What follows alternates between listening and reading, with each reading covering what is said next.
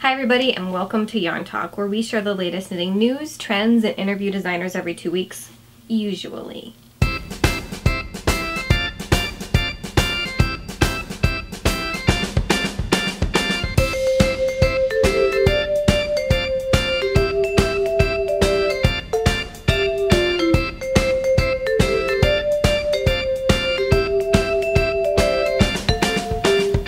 As you can see, I am here alone today. My name's Heidi. Normally with me are my co-hosts Leah and Allison. And today is special, obviously, because we're here in my studio, not Leah's studio, where we usually shoot, and Allison and Leah are not here. When we went to shoot the other day, Allison had no voice, so that wasn't going to work out very well. We've all been really busy recently, so we just decided that since this is episode 12, which... OMG, it's episode 12. I can't believe it's been 12 episodes already. So if you do the math, 12 divided by 2 is 6, which means we've been doing this show 6 months. And what we decided to do is have the 6-month mark, our 12th episode, be the end of season 1. And we decided that today would just be a clip show where we feature our favorite segments from throughout season 1. So why not just get started? First up, I'm going to share my favorite segment of this season, which is from way back in episode 3, which for me was kind of when we found our stride and like the sort of formula that worked for the show. And then right after that segment, we're going to share the sweater that Allison still can't wait to cast on.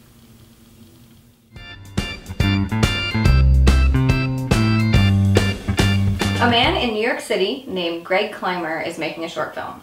Doesn't sound particularly newsworthy, right? What's interesting, especially to us knitters, is that he's trying to knit an entire short film. So he is a fashion designer and a faculty member at Parsons School of Design. And a few years ago, Mr. Clymer had the idea for making a film that he knitted instead of just shot the video. And it took him a couple years to find a knitting factory to work with. That was step 1. Because obviously as knitters we know that hand knitting a bazillion frames to make a film is not the most practical thing in the world. Step 1, once Mr. Clymer found the New Jersey factory he's working with, was figuring out how to translate film footage into a knitted object. The first thing was to figure out how many stitches the loom he was working with could accommodate. And so, kind of thinking in terms of gauge, he had to figure out how many pixels the film footage had and reconcile that with how many stitches the knitting loom had and match those up so they matched. Then the next step was to distill the colors, which with film can be a full spectrum of colors, particularly in the digital world. But when you're working with a knitting loom, the one that he was working with only can do 4 colors at a time. So he had to compress the pixels and the colors down to translate it into a knitted image. 18 months later, Mr. Clymer has a 19-second proof of concept clip. That's a New York City's block's length of scarf. So a ginormous scarf that has now been converted back into film to show that in fact you can make knitting into film footage. But now that Clymer knows that he can do this, he's hoping to make a 2 to 4 minute long short film. But as a knitwear designer, my math brain started going when I heard this story. If you think about it, even just for his proof of concept clip, which is 19 seconds, the average film rate is 24 frames per second. So 19 times 24 equals just over 450 discrete panels of knitting to create just the proof of concept. So if you multiply that, assuming my math and this guy's math and the factory's math all works out, a 2 to 4 minute film that's knitted would require between 1,440 and 2,880 separate panels of knitting to create. Now remember, that 19-second one was only 450 plus panels. So if you think of 1,000 and you think of the New York City block length for the 19 seconds, and then contemplate the thousands of frames version, that's kind of mind-boggling. I think it's safe to say that it'll be a couple years before we see the finished short film, but either way, knowing that this can be done is super fascinating.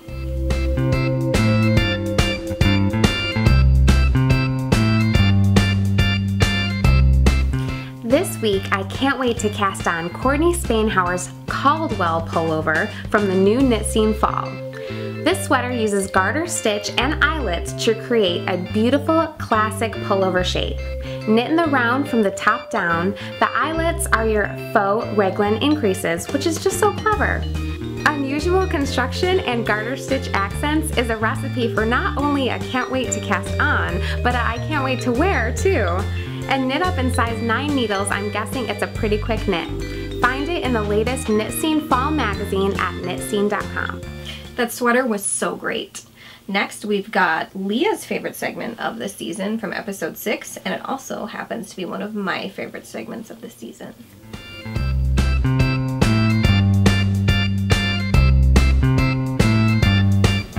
Over the past decade or so, we've seen a lot of stories about knitting and crochet being used to demonstrate concepts, structures, and forms in the fields of math and science. Knitting and especially crochet are perfectly suited to representing a hyperbolic plane, which is a mathematical concept of a surface that expands exponentially as you travel away from a center point. The idea of using crochet to represent a hyperbolic plane came from Dana Taimina, a mathematician at Cornell, who in 1997 realized she could use crochet to represent a hyperbolic plane, which is a very complex concept, by increasing the number of crochet stitches at a set rate each row. Before this, there was not really a good way of representing a hyperbolic plane, even with a computer model, so this was a big deal.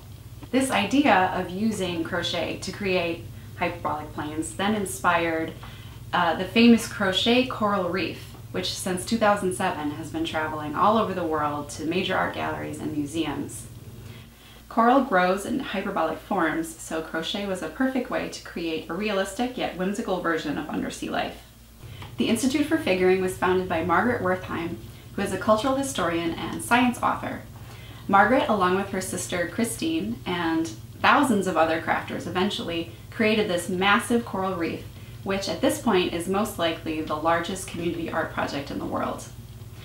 99% of the people who worked on this project are women, and a lot of Margaret's work focuses on this really interesting interaction between what are traditionally considered to be feminine handicrafts and science and math.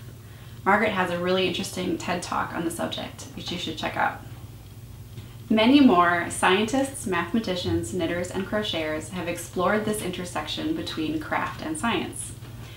So keep your eyes peeled for more examples of math and science crafting. The number of projects seems to be growing exponentially.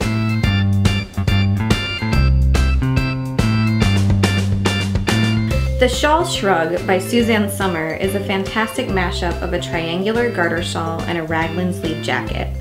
The largely aqua and gray color palette contrasts perfectly with the pink accent stripe and shawl collar. This is one of those pieces that a knitter looks at and immediately wants to knit, even if it's just to try their hands at its cool construction. The best part is how wearable the Shawl Shrug is. The finished piece is kind of like the knitwear equivalent of a mullet, with traditional business in the front and a triangle party in the back. Last but not least, we've got Allison's favorite segment of the season, which is a segment where she and Leah teamed up to talk about both of their journeys in independent publishing.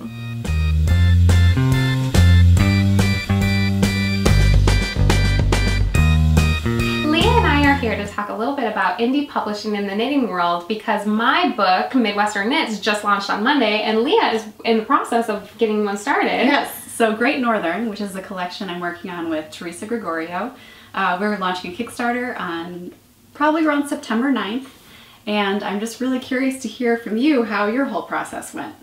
Yeah, I think it's really strange that we both are diving into books, and so we're both really in a unique position to talk authoritatively about this crazy world that we're publishing in. Yeah, the whole process. So the first thing that we did obviously is identify a market within the knitting community, and that's one great thing about indie publishing is you can find those tiny niche markets and really you know, exploit their fan base to get them to pay you money for a great idea, yes. Which is what I did with Midwestern Knits.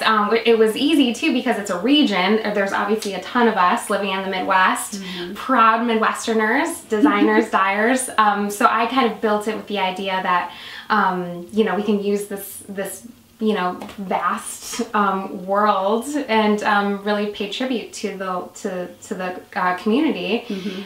Whereas you used a cult favorite. Yes, and thanks to the internet, which thank goodness for the internet, we can reach everyone in the world who is a fan of Twin Peaks and is also a knitter. And there's a lot of overlap, luckily, and especially because the show features a lot of wonderful knitwear, we thought this was just a perfect fit. And I've been wanting to work on a collection like this for a long time, and I'm glad that we're finally making it happen. What's great about independent publishing is you have total freedom and total control over the whole process. So you can really just make it very focused in on what you're passionate about. I know with the Midwestern Knits, we took that from one tiny conversation between my co-editor Karina Spencer and I at TNNA a couple years ago, and now we have a book. To follow that whole process through is just unbelievably rewarding. That's so cool. Having all this freedom, as we do in independent publishing, can be a blessing and a curse, because you do get complete freedom to do whatever you want, but you also have to make all the decisions. You have to focus on not only designing the collection, which has to be beautiful and wonderful, but also promotion and all the publishing and the layout, and I mean the list goes on and on. And with the exception of possibly tech editing, which you should have someone else do, you can really do almost every single element of it, which can be a lot of work. Yeah, it definitely is a lot of work. And when it works, like the response to Midwestern Knits has been so amazing and overwhelming. It's great. But on the other hand, there is the possibility that your baby that you have birthed from infancy and made every single decision for won't resonate with audiences, and then you only have yourself to blame. Yeah, and then you have a stack of books in your corner forever. That's so sad. I don't want that to happen. So at the stage of the process that I'm in, Teresa and I have our designs sketched and swatched for the most part, but we still have a lot of knitting to do. We're scheduling photo shoots, we are trying to build up our newsletter list, and there's all sorts of things that I'm working on at this end. But I'm curious, once the book comes out, what do I have to look forward to? Oh my gosh, just total madness. I had to fly to Kansas City last week to help where Karina Spencer is, to help package all the books to ship out. Working with download codes, we were working with Ravelry to get individual download codes for every book. I physically carried books on the plane back with me. And now we're both hosting tons of knit-alongs, tons of a blog tour, actual events in local yarn stores. It's just complete madness. I can't wait. I know. I feel like the hard part is kind of over, like the book actually exists. Yeah. So that's really gotta be nice. huge. Yeah. And that too was just like a scary process, dealing with publishers and working on, once you have a budget and then things get crazy, like our book jumped 40 pages from what we thought it was going to be. So it's just, it's just every day is a new challenge. It's a nonstop roller coaster ride. It definitely is. But I really wouldn't have it any other way. So be sure to, take a look at Midwestern Knits if you haven't yet. Be sure to support indie publishing wherever, and wherever you see it. Because whatever you love in this weird knitting community that we live in, there's a book for you.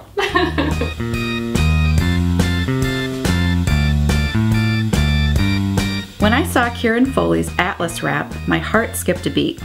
This stunning, colorful pattern was inspired by North African embroideries, the colors of camels, and a specific breed of yarn called Color Shift dyed by Erica Heftman. This wrap brings together so many beautiful elements and makes me wish I had a lot more knitting time. So that was a fun little look into the highlights of season 1 of Yarn Talk.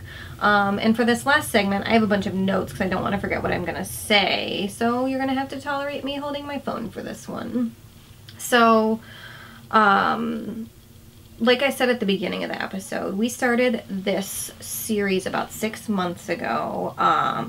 And it's been kind of nuts releasing a new episode every 2 weeks, and we're kind of learning a lot about production as we go. And in that 6 months, we've gone to TNNA, Vogue Knitting Live, we've all gone on various vacations with our spouses, we've had life going on, our other work going on, Allison released a book, and Leah even did a Kickstarter. That was successfully funded, by the way. I don't think we've done an episode since that happened, so biggest thumbs up ever to Leah, who's awesome, and her book's gonna be really awesome.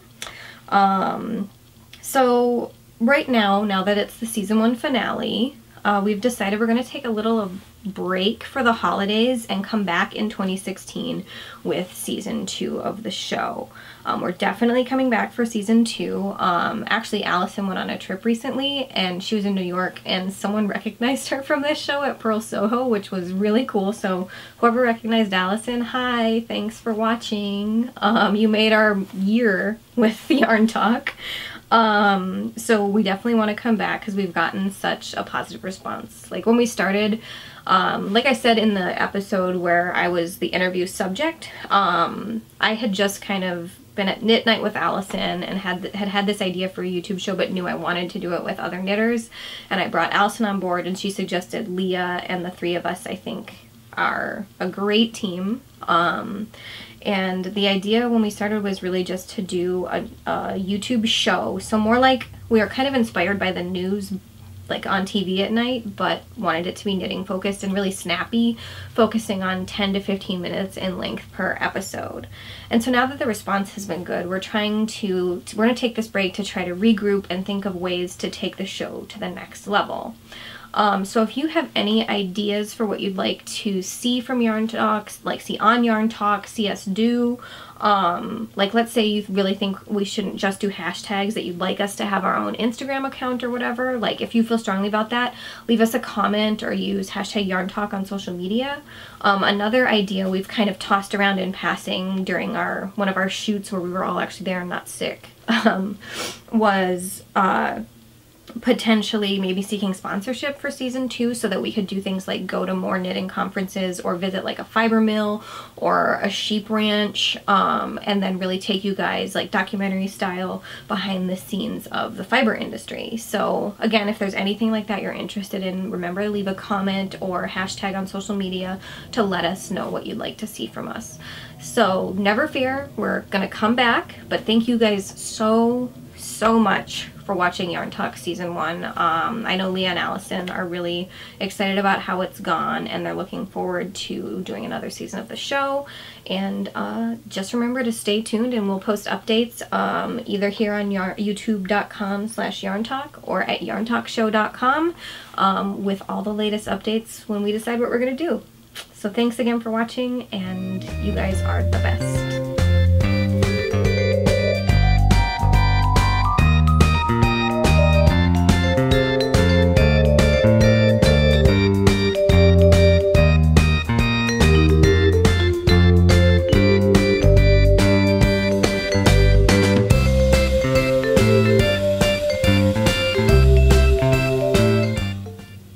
I cannot get over how weird hosting this alone is.